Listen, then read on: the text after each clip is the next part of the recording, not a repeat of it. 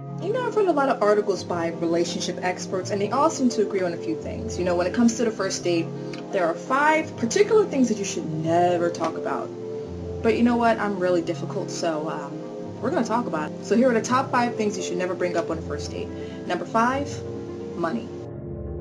I'm going to be supported by you, okay? So calm down. But at the same time, I want to know that you're financially stable. I'm not trying to get a phone call at 12 o'clock in the morning talking about you need to be bailed out of jail with some old-ass parking tickets. Is that my problem? No. Number 4, religion. Now, I'm not a super religious person, okay? And I won't knock you for what you believe in.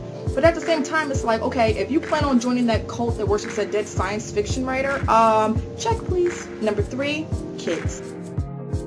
Okay, now this can be a touchy subject, alright? But I think if you have kids, you should definitely bring it up on the first date. But especially if you want kids. Now let's say before our date, I was bored and I decided to go get my tubes burned. Well, you won't be getting any kids from me, that's for damn sure. And I think that's something that should be talked about. Number 2, sex. You know, they say that you shouldn't talk about sex on the first date because that can make things really awkward and you should be focusing on getting to know the person. And I agree with all of that, but I still think it's BS.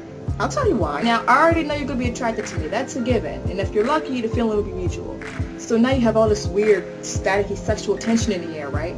My whole thing is we're both adults. We can talk about it for 2 freaking minutes and then move on. Now, notice I said talk about it. I didn't say do it. Not on the first date. Wait till like the 1.5 date. What? And the number 1 thing you should never, ever, ever bring up on the first date? The ex. Okay, here's where I become YouTube's cutest hypocrite. Now, I would never talk bad about my ex because at some point in time I was in a relationship with him. I loved him and it ultimately meant that I chose him. So what do I look like talking trash about him now? That's ridiculous. And that's something that a lot of females don't get. It's just not cute. They heard everything I just said, right? Here we go. Now, if I ask you questions about your ex, you're telling me everything. Why? Because everyone has a crazy ex in their past. Everyone.